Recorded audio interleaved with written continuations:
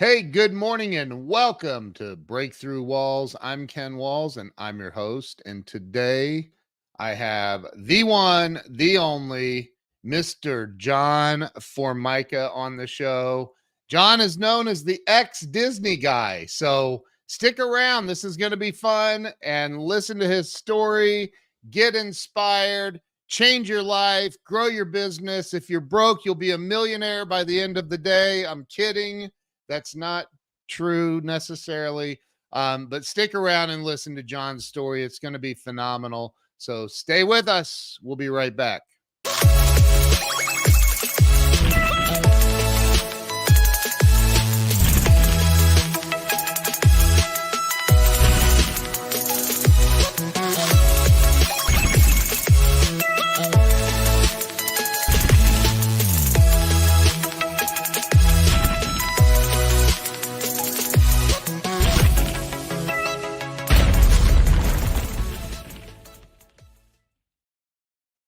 And we're back. Let me bring John on. John, welcome to the show. Thank you, Ken. Thank you. What an honor to be here.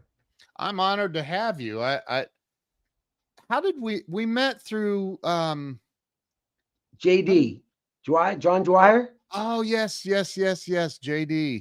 from Yes. Australia. Yeah, What a great guy. He's my brother from a different mother. I love that dude. Yeah, he was on the show a week or two ago, I think. Yeah. It's phenomenal. So, you are hailing from Charlotte, North Carolina, because that's the home of NASCAR. I'm sure that's the reason you live there, and you're a former NASCAR driver, probably. No, I have a hard time just driving my little Prius around Charlotte. I don't know if I could take on one of those cars at Speedway. That's for sure. That's so funny. So, John, I started this, I don't know, 5.5 years ago or so. And honestly, I was stuck in life. And I thought, if I interview enough my wife's like, do you know any celebrities? And I'm like, Jeffrey Gitomer. That's a start. And so, it was really to help me get a breakthrough in life, and by helping other people get a breakthrough in life, and it's worked out, man. It's really worked out. Good for you. So I'm excited to have you on here and share your wisdom and hope with everybody. So tell everybody where it all started for you. Where were you born and raised? Yeah, well, I was born and raised in the 70s or whatever. I'm an old guy. But I spent my life was in New York. Born in Brooklyn, moved to the country of Long Island, and just a simple family. Whatever. I had two older sisters.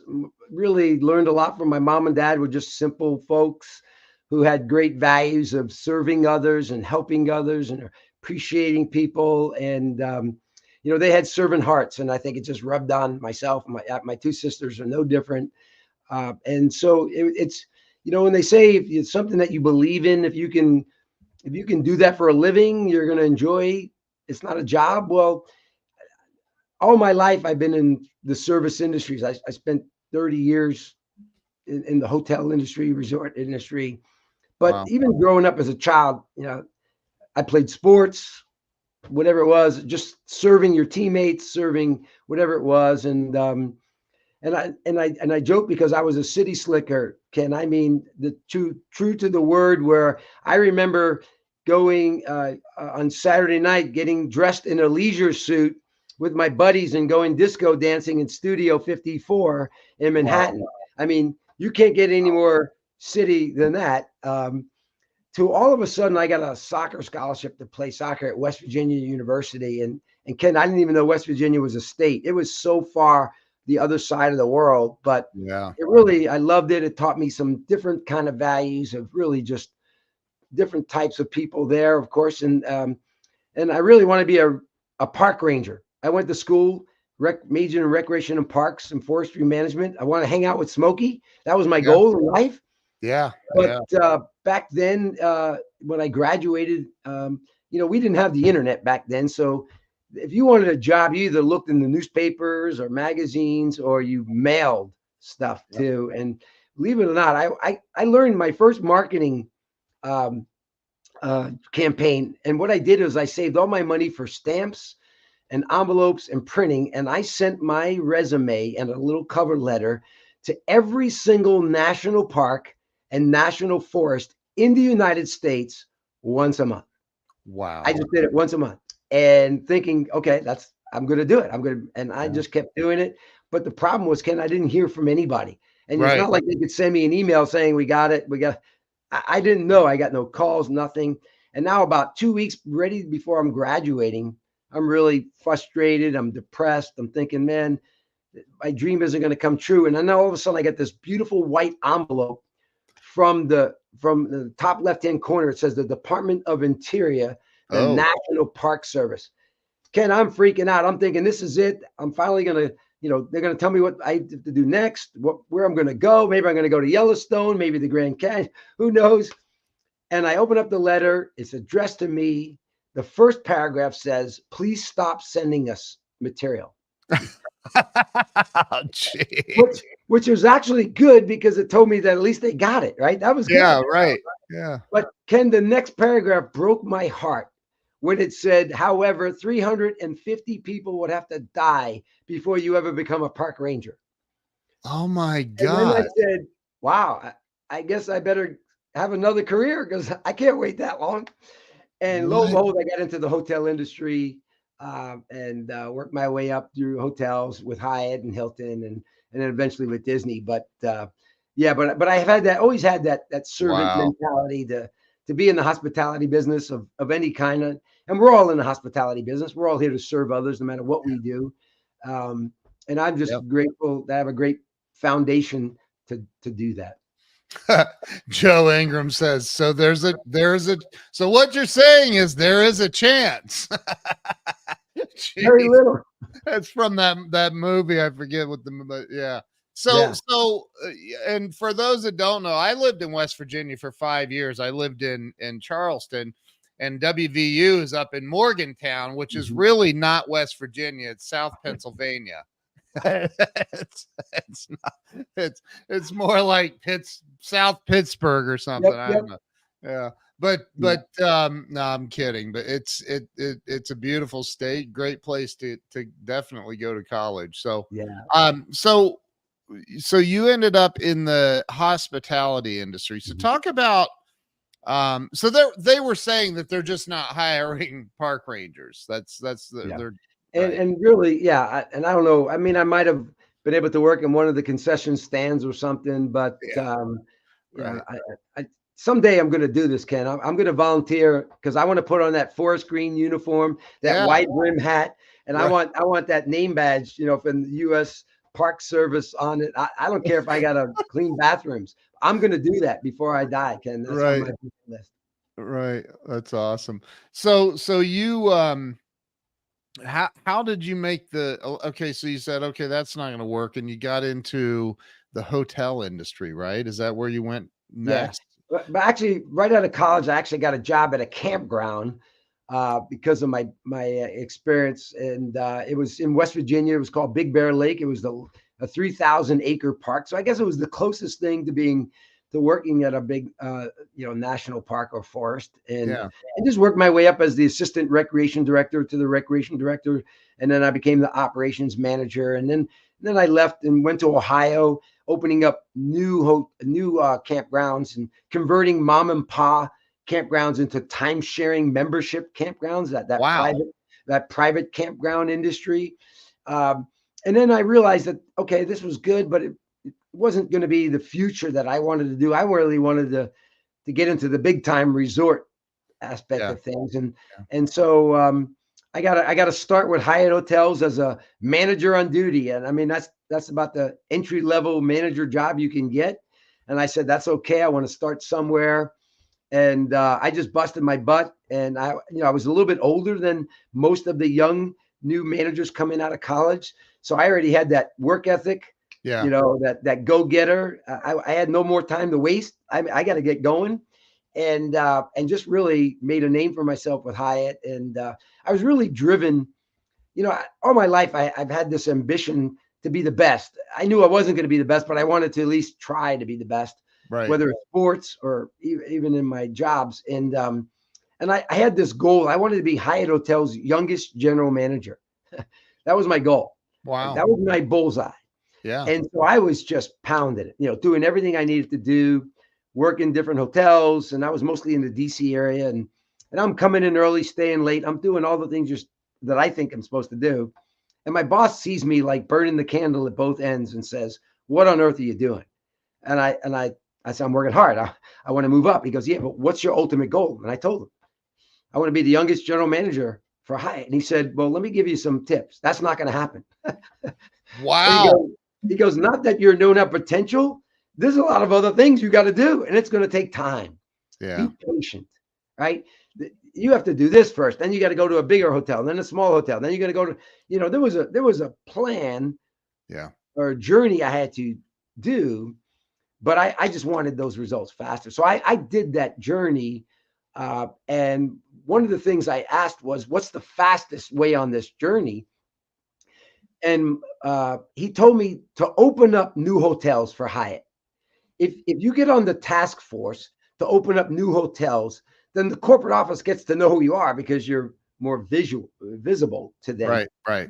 You interact with them, and if you do a good job, and you don't screw up, they like you, and they might even, give you another task force job on a new hotel. So I said, sign me up, and I opened up the Bethesda Hyatt in Bethesda, Maryland. Wow. But since I was like a last entry, they gave me the job of the garage, the parking garage. What? Okay. So my job was to make sure the parking garage was ready for opening. Oh my gosh. Like, you know what? I'll do it. I'll take it.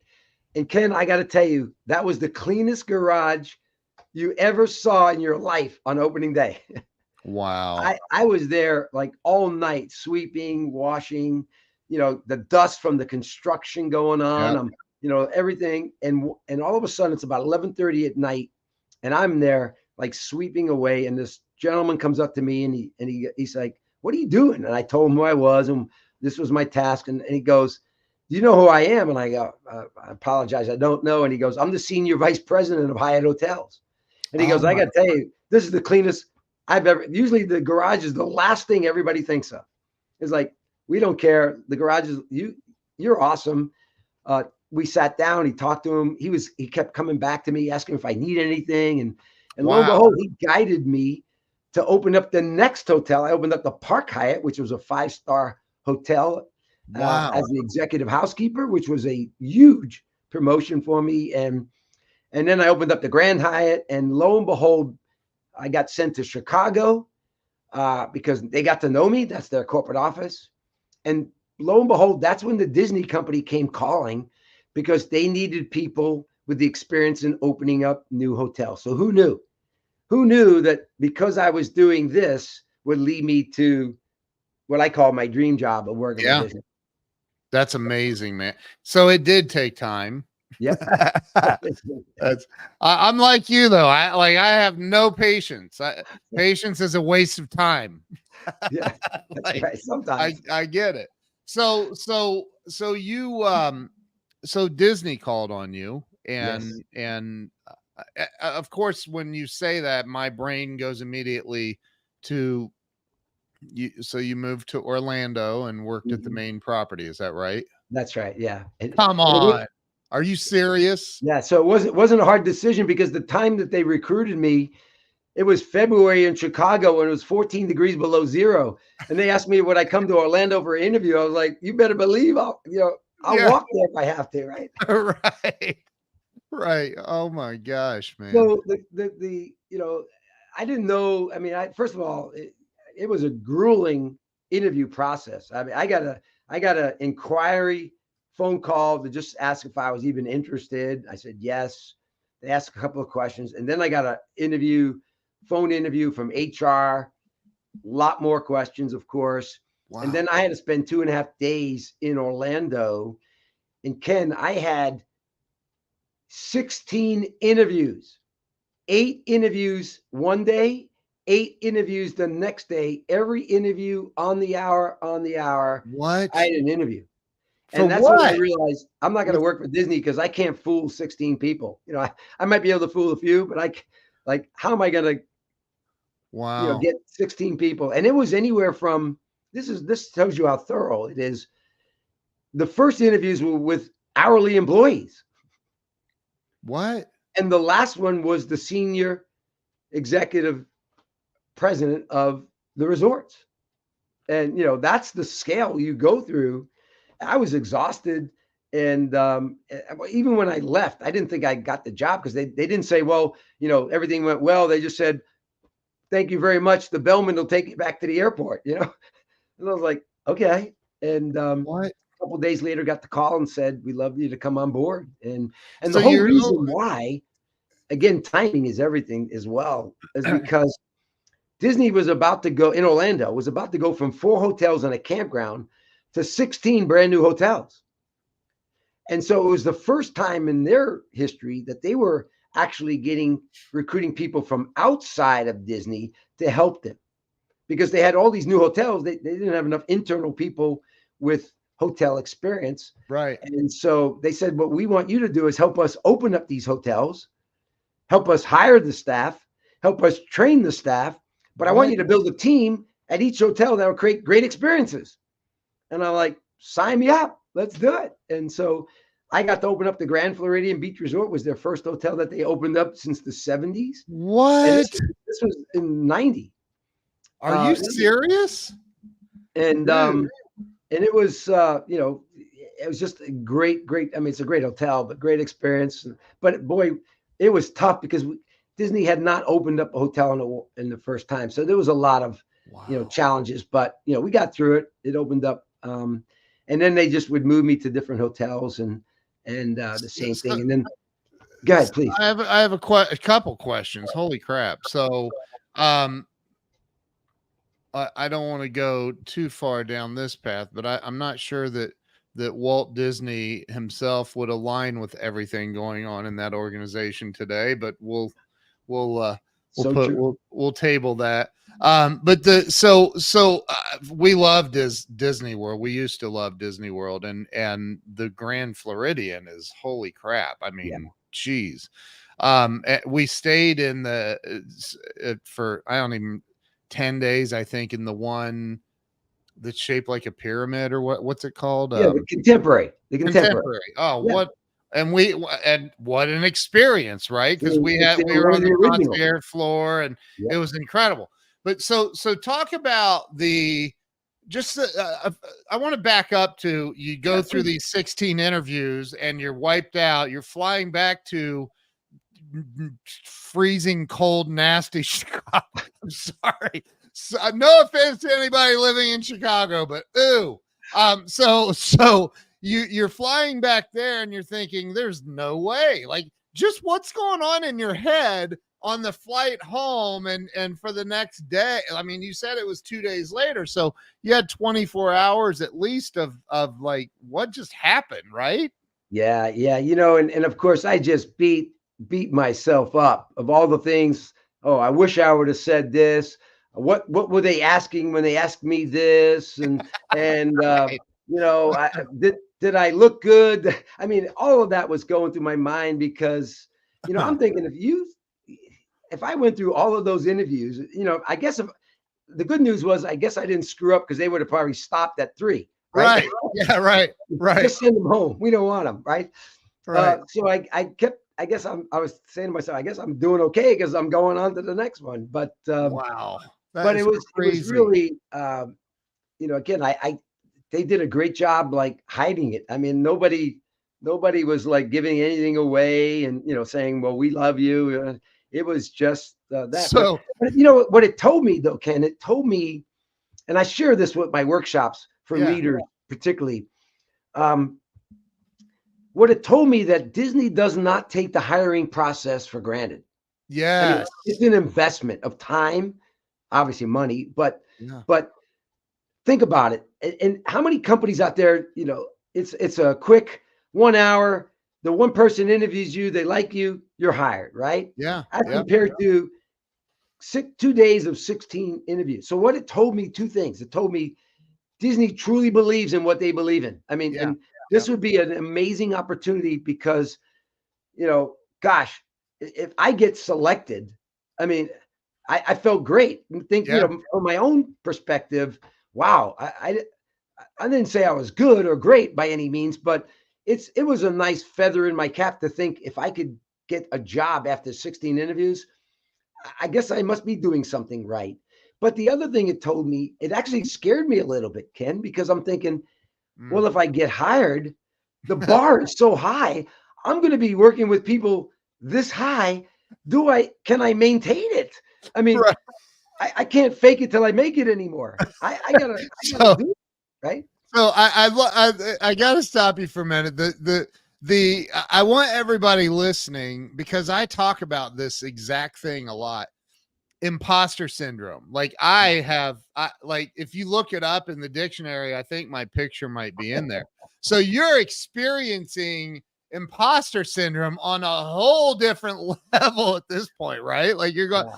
oh my God, I made it to the 16th guy hated me, the senior guy. I made it through all 15 of those, and I know that bastard hated me. Okay. But you had to be going through all this stuff, Yeah. man. I can't imagine that. That's got to Yeah. be And, torture. and then go to work. Now I'm working in freezing temperatures, like you said. And I was managing the front office of the Hyatt O'Hare at the Oh, airport. oh my And, God. every other day is like 600 to 800 people checking in, checking out. It's a zoo. And I'm Oh trying my, to maintain my mental focus of, we got to take care of 600 people checking in. And all I want to do is go back to Orlando, right? yeah, right. You're like walking around with Mickey Mouse ears on. They're like, what's wrong with you? Nothing. It's And I'm of going course I through a couldn't tell crisis. anybody. You couldn't tell anybody, That's and crazy. but Jeez. it was great. You So look back, yeah, yeah, maybe stressful, but I'll take that stress any day, and I'm yeah, sure yeah, many yeah. as well. So you get the job, you get the call, they offer you the job. How soon did they want you to start? It was a matter of how much notice can you give, and I said, well, obviously, respectfully, I've been with Hyatt for over, I guess, Yeah, 6 years. I was with Hyatt. yeah, Can I give them 2 weeks, 3 weeks? And yeah, they're like, absolutely, yeah, absolutely, and and it was interesting. Uh, the only people that were really like, I guess, disappointed was not the people in Chicago. It was the people in Washington, D.C., where I grew up through the ranks. yeah. They apparently had bigger plans for me. Oh, And it was kind of like, what about your dream of being a general manager? We got you on that path. And yeah. and You're I'm like, like, what? But I I'm can't turn there down at Disney. Disney. I can't turn down Disney. And and it was interesting though. And the job I took, the position I took was not a higher level than what Yeah, I was at Hyatt. It wasn't like I got this major promotion. It was a significant role that I had with Disney, but I didn't look at it that way. I'm just looking at it for a couple of things. One, if you want to move up with a hotel company like a Hyatt or Marriott or any of those, they move you around the country. And yes, it's like 2 years here, and then you become a general manager there or assistant yeah, general, whatever it is. And the family lives in the hotel, and you can't buy a house, but yet here I could move to Disney. We can open up 16 hotels, and I don't have to move. right. You got a And I golf just cart. live and raise a family, and everything would be great. So, Yeah. so there was a lot of plus and minus. It wasn't I can't say it was like a no-brainer decision. I had a lot of great people that were in my corner. I Yeah, had a lot of loyalty to those that mentored me sure. with Hyatt, and but overall they were happy for me. They couldn't believe me. So I'm assuming within a few weeks or so, you're um like packing things up and you're heading Yep. to Orlando. I mean, and if they want you to be like, you're one of the head guys then in charge of all of this stuff, right? Well, I'm not that head of a guy. There were many. Disney has a lot of great people, Yeah, and I was just another department head person yeah, that was responsible for this yeah. piece. Okay, And okay. again, and Disney has lots of great people doing it. And one of the things I had to learn is I had to learn a little bit about their culture. Now, some of it wasn't difficult because I'm a server. I believe in hospitality. I believe in giving the customer everything they want. I believe in creating magic, right? Except in Hyatt hotels, you're doing it for convention guests. You're doing it for that transient guest. At Disney, I'm making memories, man. I'm making little kids and grandmothers and married couples happy, right? Unbelievable. How great is that? I can't believe I get paid to do that, right? And so it was about learning their culture. But I got to tell you up front, this is no disrespect to Disney at all. They needed to get out of the dark ages as it related to hotels. And here's why. They had 4 hotels that were 100% every day. Every day. So you don't have to worry about anything other than just maintaining and make sure your guests have great experiences, which how can you not have a great experience when you're at the Contemporary and the monorail's going through the middle of it, right? Unbelievable. It's unbelievable. Back then, the mentality was it's all about the parks. And we just happen to have resorts to house people, right? But they're really here for the parks, where all of a sudden, when I came on board, we were blowing up the resort division that we became our own little identity. And now we became a sort of a force to reckon with as a resort division. And that's where we raised the level of, a lot of not necessarily cleanliness and those sort of and friendliness. Disney knows how to do those sort of things, but I'm talking about operationally. I mean, I was living in the Contemporary while the Grand Floridian was still being built until I can find an apartment and everything. And I would look at the housekeeping carts, and they were like Cadillac battleship things. And I'm looking at, what on earth do you need all this stuff? And I would go into the suites, Ken, and they'd have shag carpeting. And because I saw rakes on the housekeepers' carts, and I'm like, what is a rake for? You're on the 10th floor. You're not on the first floor raking the garden area. What? And they had, like, who has shag carpeting? No. Right?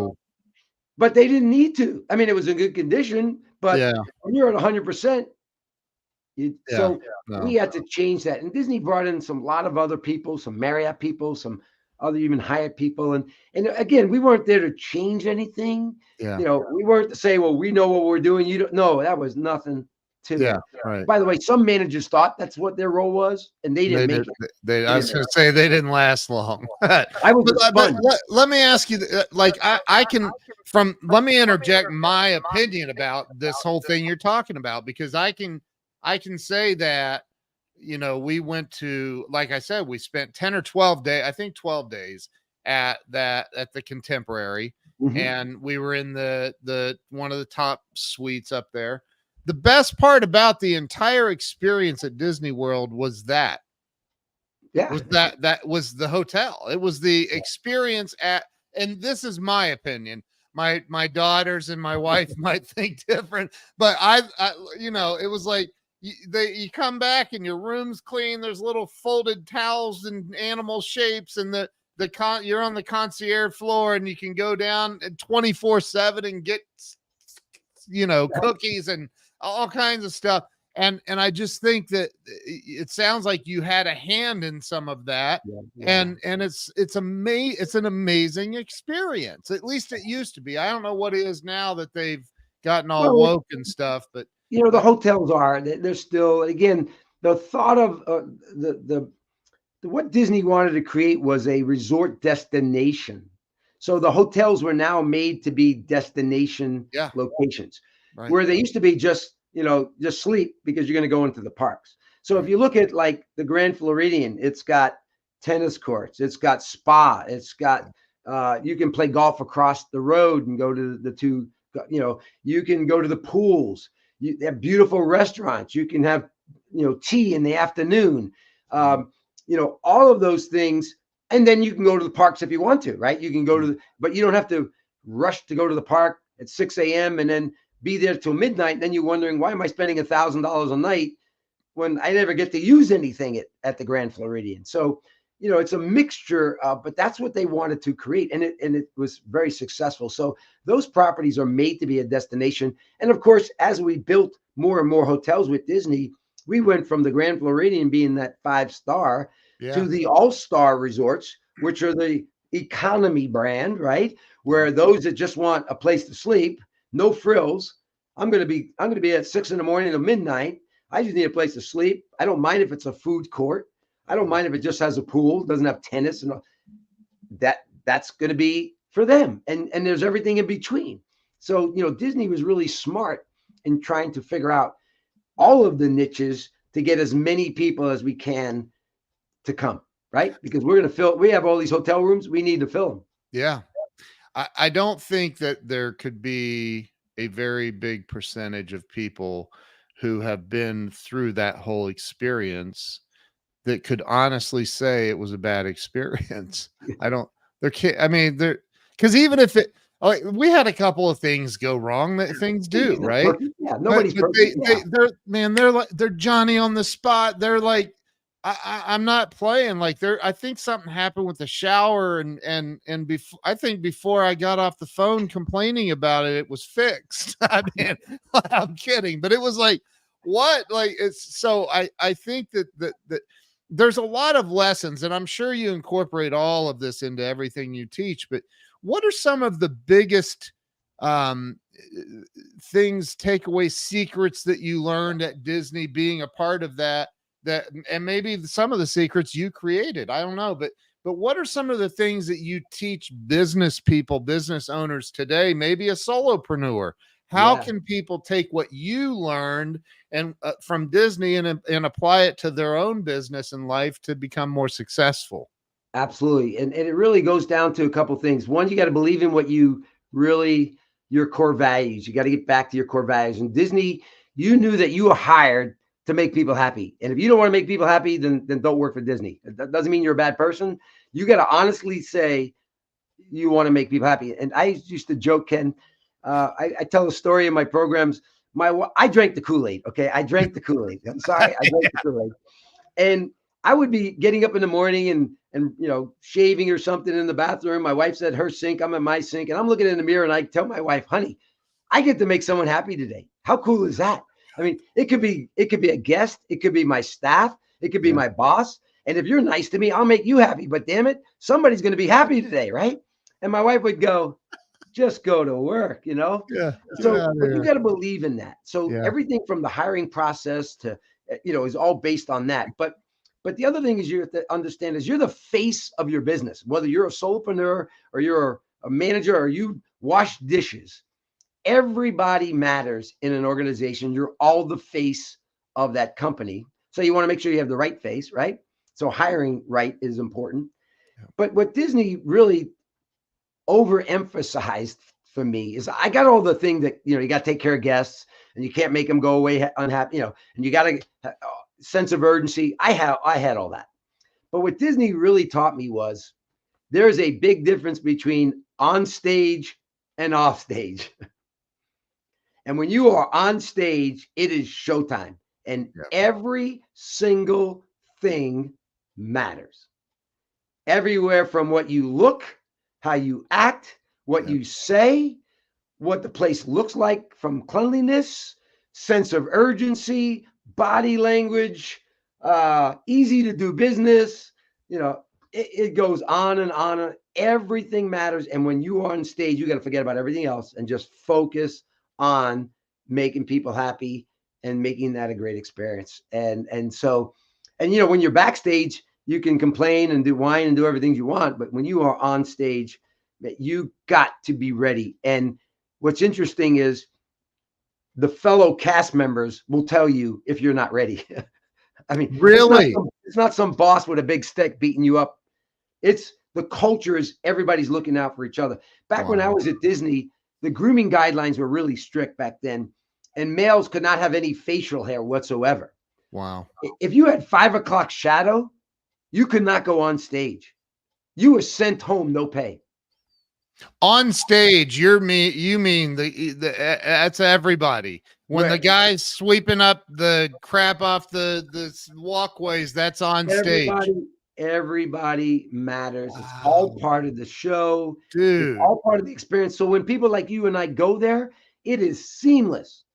Wow. It is seamless. And it's a wow factor everywhere you go, everything It you is. touch, from the time you park your car to the time you go into the parks, you check in, they kill you with kindness, and it is not easy. And I'm not saying Disney's perfect at this. Nobody is, because you're dealing with human beings, right?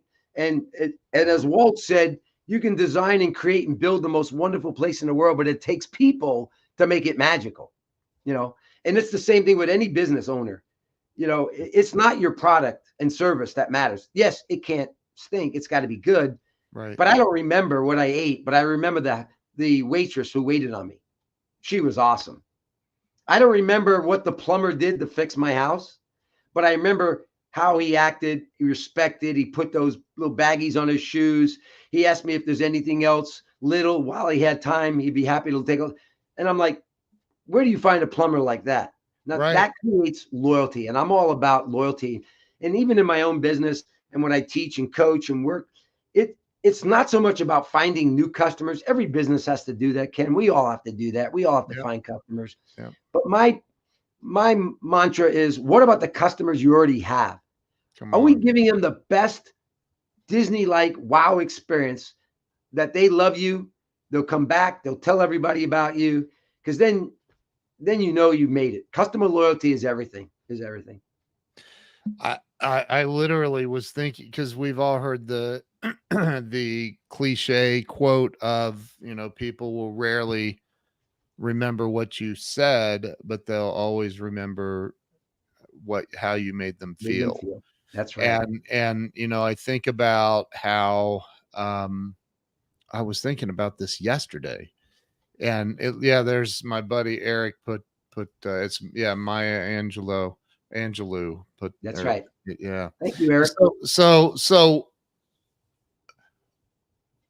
So you're saying every business out there needs to create that kind of an experience for their customers. It's about emotions. Yeah. It's kind of, I'm known as America and Australia's customer experience coach. Nice titles. Yeah, sounds great, right? Yeah. But I got a nickname that I use in my programs, and people laugh because it's very controversial. And that is, I'm the anti-customer service guy. And people are like, what do you mean you're anti-customer service? Oh, I get it. You need to serve your customers, and most people do okay at that. But in my opinion, when you just serve people, you're average, you're boring, and the competition is going to just kill you, blow you away, right? Yeah. So, because the definition of customer service is to be helpful and useful. There's nothing wrong with that, but that's not going to be like a wow. Right. But the definition of customer experience is you affect people's emotions and feelings. And think about what company on planet Earth affects your emotions and feelings more than Disney, right? It's true.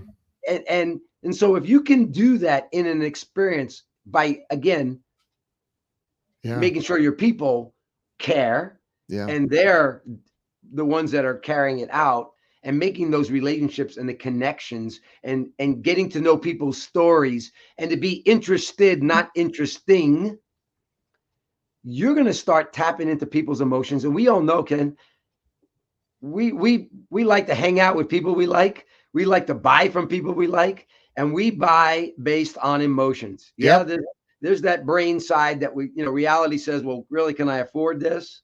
Or do I need this? But if the emotion is connected, well, I'll buy it anyway, right? Right. If the emotion's strong enough, they're buying no matter what. And the statistic, Ken, is 64% people will spend more with a better customer experience. Yeah. And we know that's true, because just go to Disney. It's not cheap. It's not cheap at all. No. And if I want to take my wife to the beach, we have to have a villa, condo, hotel. It's got to be right on the beach with the balcony overlooking the ocean. But Ken, that cost me more money. And I tell my wife, honey, we can get a cheaper place, 3 streets in. And she goes, no. But you know what? When we wake up in the morning and we're both on the balcony and we're drinking a cup of coffee, watching the sunrise here in North Carolina, I look over at my wife and I go, I don't look at my checking account. I don't look at my credit card. No, I just go, it's worth it. It is absolutely worth it. But you got to get that experience. I think, again, oh God, man, this is so amazing. John, you're amazing, dude. Like, I keep calling you dude, but you're amazing. You call me anything you want, kid. I think that you know, there's so many people in business, and I know you see this. They're like, John, we're working our butts off, and we're just not making any money here. And you go look at, what they're charging, and you look at what their competition is charging, and a lot of times they're less, and it's because everybody's trying to race to the bottom. Mm-hmm. And I will say this, let me confirm for anybody who hasn't been to Disney World, they're not the cheapest. They're not the cheapest. In fact, they're probably 10 times more in some cases. So talk about that a little bit. How can a company who's used to charging way less, or they're racing to the bottom on price, how can they turn that around? It's about giving them value, giving them more than they expect. Walt Disney had a great philosophy. I use this with my coaching clients, with my programs. It's called the plus factor. And Walt's philosophy was plus it by one. Do this much more, Ken, just this much. He didn't say this much. He said this much. In fact, I'm wearing I'm wearing a pin that says +1, right? Wow. Because we all can do just a little bit more. And it's amazing, Ken. I love that. Most people don't do this much more. So if you do just this much, you're going to be ahead of everybody else. Okay. So, and if everybody does, but it's about giving them value. Yeah. And like you said, don't be the cheapest. Give me more value. Give me a better experience. Give me something I'm going to talk about. Give me something I'm going to remember. And if we think that way, and we get everybody on board that way, and we get our staff to think that way, and we recognize and we appreciate our staff for thinking that way, it becomes a culture like Disney, where everybody says, I don't know what they drink in Orlando, but everybody's friendly. Everybody goes out of their way.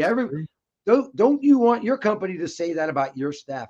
Well, you have to walk the talk, and you got to be able to understand that it's about the experience. It's about the emotions. It's not about your product. And people get hung up on building the best product. Yes, you got to have a best product, or building the best service, but it's how do you connect with people? How do you build those relationships with? And when I work with my clients, I tell them there's 3 things you need to do. You need to figure out what you're going to do to wow them and create an experience before the sale, during the sale, and after the sale. Because you want to be the top of mind awareness, whether they do business with you or not. You still want them to think about you. And when I work with my coaching clients, they crack up because I tell them, what are you charging? And they tell me what they're charging. I go, well, we're going to raise it by 10%, 15%. And they go, oh, no, we can't do that. I go, oh, yeah. I want you to charge the most money you've ever had in your product or service. They go, I can't. I go, yes, you are. But I'm going to help you create such an experience that they're going to pay that, and they'll even pay more. But if you don't give them a good experience, you can't raise your prices. I don't care what inflation is. I don't care how much an extra it costs. There's a fine line. And, even Disney's going to find that fine line somewhere, right? Yep. But if you give me so much value, you take my mind off the price. And just like at Disney, we go to Disney, we're crying, we're laughing. It's once in a life memories. That's tough for anybody at Disney to feel that they're responsible for, right? You're responsible for doing that. And if you don't, you failed. That's a big responsibility. So again, not easy. And again, Disney's not perfect, but boy, they are striving every day. Regardless of what's happening in today's world, there's still a lot of people striving who do just want to do the best job that they can. John, we did one trip to Disney. Well, I mean, we've been there a few times, but the big trip, right? The big one that I dropped, I won't even talk about how much. It was a lot. Thank you very much, Ken. My stock probably went up after you stopped when you left there. Yeah. Well, just imagine 12 days, contemporary, concierge floor, and yeah. So, but I think about, I have an 18-year-old daughter and a now 14-year-old daughter, and they they were a lot younger back then. And the experience, there's we talk about it still on at least a weekly basis, something comes up about it, right? The overall experience. And I think that if we can get, because when you go out and you experience this, you go to restaurants, you go to wherever, there's a huge lack of that in the world today. There's this entitlement that people have, and they're not. And I always think, okay, this goes back to somebody at the top. It's got to, like, it's trickling down, right? How would you, I don't know, and maybe there's no good answer for this, but you go to a restaurant, you have a really bad experience, the service sucks, maybe even the manager's got a little bit of an attitude. Is there anything you can do, or you just let them go under? Just blow it up. Just blow it up. No, I tell you what, I'll give you a perfect example. So I'm a coffee nut. I love coffee. Okay? Yeah, me too. I'm drinking it right here. Okay. Me too. But McDonald's. I like good. Okay. But I like good coffee. When I mean by good coffee, I'm not saying I'm a coffee snob, but I just like a good cup of coffee. And I know I can go to Starbucks and I can order a tall pike. Yep. I don't get anything in it. No sugar, no cream, nothing. Just a tall pike. And I don't care if I'm in Charlotte, I'm in St. Louis. Last week I was in San Diego. Yep. I don't care where I go, wherever I go to a Starbucks and I order a tall pike, I'm going to get a consistent tall pike, which is good. Yep. However, when I walk inside a Starbucks store, I have no idea what kind of experience I'm going to get. And it's everywhere from soup to nuts. You're right. I literally will walk in. This was like one in Charlotte, close to me. And 6:30 in the morning, I was on my way driving. I had like a 5-hour drive to my next engagement, speaking engagement. 6:30 in the morning, it opened up at 6:30 in the morning. There's trash overflowing at the front door. Oh my God. There's fingerprints all over the window. I walk in, no music. I go up to the counter. Yeah. I'll take a tall pike. You know, they turn around, they give me my tall pike, and I hear the baristas, you know, no interaction, and they know the people's name, right? It's right on the cup. There's nothing. I go to the restroom, they're out of toilet paper. Oh my Lord. It's 6:30 in the morning. Okay. Wow. Now you might tell me, or people tell me, well, they need to get better employees and train. And I go, no. I want to know who the manager is. Right. Because the manager sets the tone of why all this happens. Right. Yeah. And so this was a Starbucks near me. So I was going to call this like my Starbucks. Not anymore. Right. So I gave him my business card to the count. I said, is the general manager here? And they said, no, of course, you know, and I go, so I wrote a little note, and here was my note. It's a shame that you don't get out much. You must be working really hard. If you want to know what I'm talking about, call me back. And I never heard from him. Yeah. I can't change Starbucks. I don't want to do. I already got a job. Right. But the point I'm making is, I can go into another Starbucks. The chairs at 6:30 in the morning. It's all organized. The umbrellas are out. You walk in. The music's on. Hey, how are you doing? Good morning. What can I get for you? The baristas are going, Cindy, have a great day. We'll see you tomorrow. You know, and you're like, how come this one is different than that? It's the manager. It's the owner. And they are more task driven, and they forget about the experience. They think it's all about the coffee. It is. I mean, you can't make coffee bad. I don't want you to do that. But it's about the experience. Or why on earth would I spend, $3 for a tall pike when I can go, I should have got it at home and it would have been like, yeah. I'm willing to pay more. And that's how Starbucks started. Starbucks said nobody's going to pay $1.50 for a cup of coffee, but Schultz created a community, an experience where you're sitting, you're talking, you're networking, you're relaxing. It's worth $1.50 for that cup of coffee because I can't get that at home, right? Yeah. That's the difference. And I think that a lot of people don't realize that, you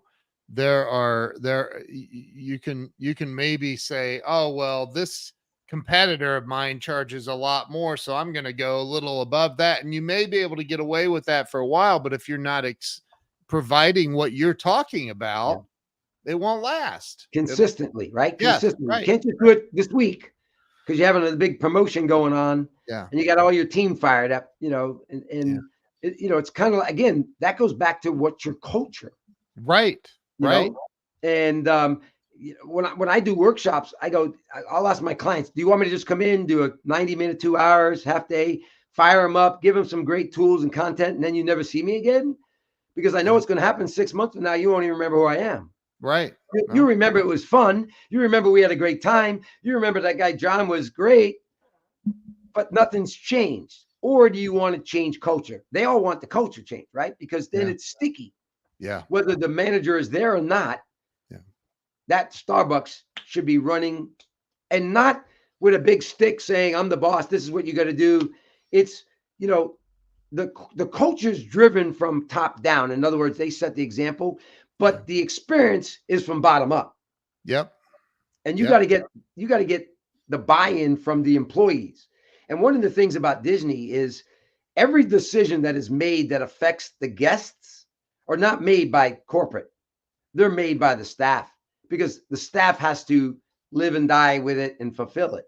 And if they Yeah. don't own it, then it's just some manager telling them what to do. And no manager's worth that. So In your experience of working with, do you work with small businesses or yeah, medium well, or? most of them are small business, some Okay. medium business in all different industries. I Yeah. love the small business arena only because they're go-getters. They have to do something different. If they Yeah. don't, they're out of business, right? Right. Right. I had a larger company, and I told them about what I do, and they go, "Oh, we wish we were here 3 years ago. We started this journey on this new customer experience." And I go, "Well, how's it going?" They go, "I don't know. We really haven't gotten it off the ground yet." I'm like, 3 years ago? Oh my God. You can't, I you bet can't tell a small business owner. They got to go, I need something now, right? today. Because I'm Yeah. losing business, right? And Right. so I love their energy, and I love them. And we all know that small business owners, they don't have all the resources. They Yeah. don't have a board of directors they can bounce things over. Right. Right. They talk to their brother-in-law or their Yeah. sister-in-law, and the sister-in-law says, "Yeah, do this." So they Yeah. do it. Yeah. Yeah. So I want to help them. I want to serve them. That's so awesome, John.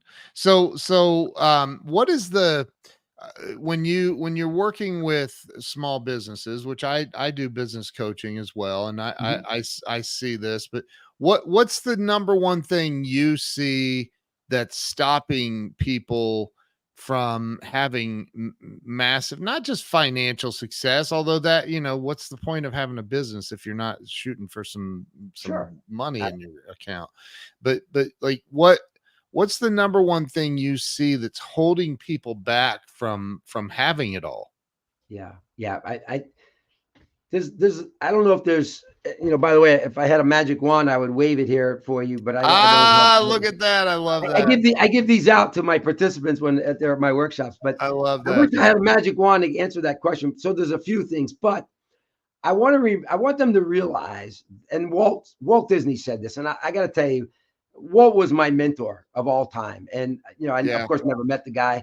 He died in 1966. I was 10 years old. I just gave my age away, um, but I did a book report on Walt when I was 10 years old, because everybody was like, thought Disney was going to end, Mickey was going to go away, and all this good stuff. And so I Yeah. did a book report, but I learned a lot about Walt. And then later on in life, as I grew in my career, and I want to know what Walt would do, and why did Disney. And when I got to work at Disney, it was great because I got to see all this stuff, and I asked tons of questions. Why do we do this? How come this happens? That kind of stuff. But Walt said, if you take good care of your people, they will take good care of your guests.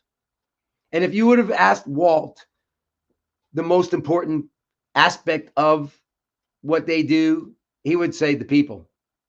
It's the people, and sometimes we take them for granted, or sometimes we hire warm bodies, or again sometimes we focus on the business aspect of things. And again, I'm all about profit and loss. The P&L is important. Don't get me wrong. Right. Right. But you got to also think about, unless you're a solopreneur where you do everything, you do nothing compared to what your staff does.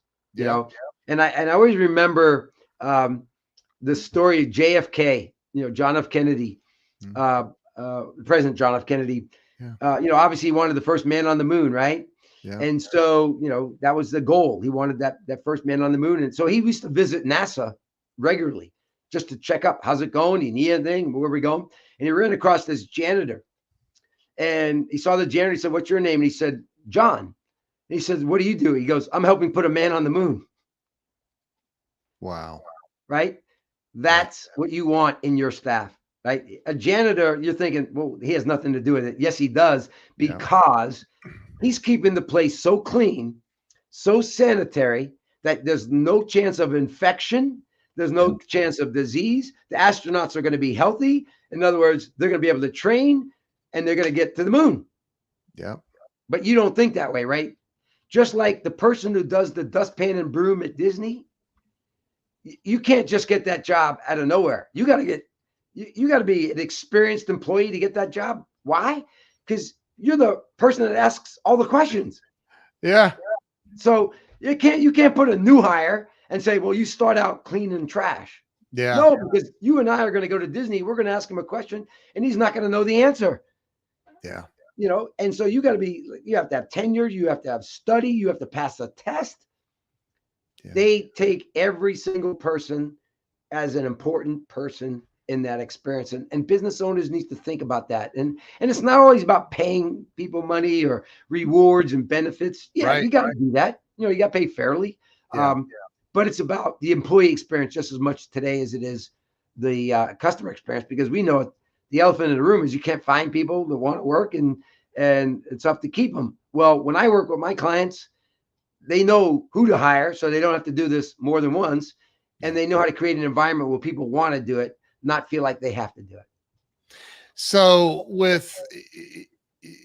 I'm sure, have you been to Buc-ee's here in Texas? Oh, I love the Buc-ee's. Right. So I think about Buc-ee's, right? And I'm friends with Jim Keyes, who's the former CEO of 7-Eleven and Blockbuster. And Jim lives here in Dallas. And we had dinner a few weeks ago, maybe a month ago, and we were talking about they were in bankruptcy when Jim took over, right? And he pulled them out and turned them into this $11 billion a year company.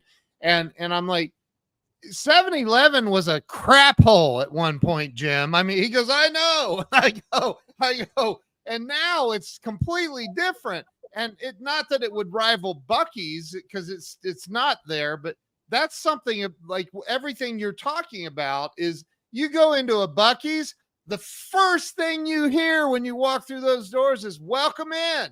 That's somebody from one of the cash registers screams out, welcome in. Yeah. The number one cleanest bathrooms I've ever been in my life. Yeah. They have a full-time person in the bathroom cleaning. Ken, I had never been to Buc-ee's at one time, and I heard all about them. Yeah. And I wanted to know what their promise message was. And every business needs to have a promise message. What do you promise your customers? Walt promised Disneyland to be the happiest place on earth, right? So Buc-ee's was the cleanest restrooms in the world, right? Yep. Yes. And so I'm driving down the interstate and I come across the Buc-ee's and I go, wait a minute. I worked at the Grand Floridian at Disney. You can't tell me you have the cleanest restrooms in the world. I was responsible for that department. We had clean restrooms. Yeah. So don't you tell me you have the cleanest restrooms in the world. I'm going. So I pull over the Buc-ee's. And, first of all, I didn't know what to expect. There's 100 gas station pumps. It's Walmart, right? It's Walmart. And I'm like, what the world? Yeah. And I'm just going for the bathrooms. Right. That's what I'm going for, right? Yeah. I walk in and it's like, whoa. So I go right to the bathrooms. Yeah. And Ken, I'm blown away. It's crazy. They fulfilled that promised message, right? Yeah. And their mantra is you go for a potty break and you come out with $70 worth of snacks. Right? I was literally getting ready to say that because it's the truth. You're like, how the heck? I was stopping by for a piece of beef jerky and drain my bladder, and I'm like, $600 later, I'm like, what the hell just happened? But that's the thing is people don't. I think that if small business owners get what because look, everybody that's watching. A lot of business owners are watching and they can't all reach out to you and be able to afford you. I don't know. Maybe they can, I don't know. But, a lot of people are going to hear this and need to take some of this and apply it. And I think that what you're talking about is create that experience where Buc-ee's is so big. There's other gas stations that open up around Buc-ee's on every exit they're on, right? But Bucky's knew one of the biggest problems to solve, right? We're going to be driving on the interstates and we got to go to the bathroom. Mom's got to go to the bathroom. Kids got to go to the bathroom. I do it all the time with my wife. She goes, if we can start looking at restrooms, and I ask her, do you want to go to a fast food restaurant? You want to go to a grocery store, gas station? Depends on how bad she's got to go or my kids got to go. But you know what? If you got to go to a restroom, you're going to wait to go to Bucky's because you're going to get that promise message met. Just like, and they realized that was, the snacks and the food and the jerky and the coffee and the merchandise there's nothing wrong with that either. But you got to fulfill the first promise message was get me to a restroom clean. The experience is so good there. I'm going to hang out inside the rest of the store. Coming from East Texas in on 20 into Dallas, there's a Bucky's right before you get to the, major part of Dallas. And then they have billboards 30, 50, 60 miles out that say you can hold it for 30 more minutes.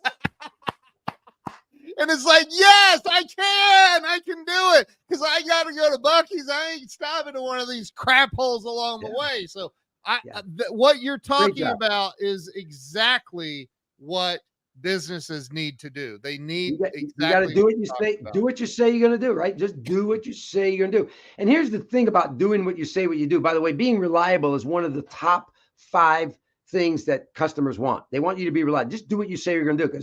But we are all skeptical. We don't think anybody's going to do what they say you're going to do, right? Because nobody does it. I'm still waiting for my cellular phone company to call me back. I got on one of those queue lines and they said, leave your number and we'll call you back. Ken, 4 weeks later, I'm still waiting. Are they going to call me back? No. So what makes me think you're going to call me back? Right. And then you call me back and I go, oh my God. Right. You're awesome. I love you. Right. And as Walt said, you just did this much. You didn't cure cancer. You just called me back. How hard is that?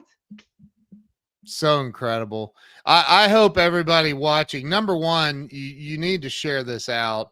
Like, come on, man, this is powerful. Share if you already did share it out again. Let's break the algorithm. Like, this is crazy. And it's so good. Everything that you've talked about today, John, is so powerful. I sit here and I know that I give an unbelievable customer experience with my customers, but there's always room for improvement. And I'm thinking, okay, how do I do just that little bit more? What else can I add in value to make the experience better for every single person? That's right. And that this +1, as Walt talked about, the plus factor was not just for guests, it was for each other. Yes. Let me thank Ken. Ken came in early today and, he probably doesn't think anybody noticed. I noticed. Ken, I just want to let you know, thanks. Or I appreciate you getting me that email fast, today or whatever, or, any little thing we can do to each other. And it just makes us all feel good about each other. Right. And which means then we want to come to work. We want to take care of customers. We want, and bosses, everybody can give I can give +1s to my own boss, my wife. She's my boss. But if you have a boss, give that person a +1. You know what? They're human too. Yeah. And you can say, boss, I appreciate you. You coached me. You noticed something. You helped me. Thank you. I appreciate that. I know you got a lot on your mind, but you noticed me. Thank you. I appreciate that too. It just goes a long way, doesn't it? It absolutely does.